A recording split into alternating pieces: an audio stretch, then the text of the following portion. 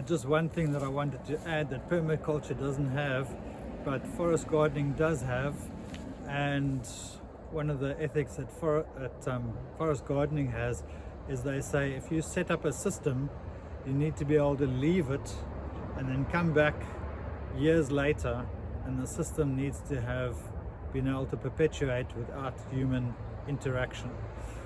With the all conventional beekeeping systems, if you leave it and go away and come back a few years later, either the bees would have died, otherwise it would be in a state where you'd not be able to use it. They would have cross-combed, whereas with an eco beehive, because it's a natural system, you can leave it.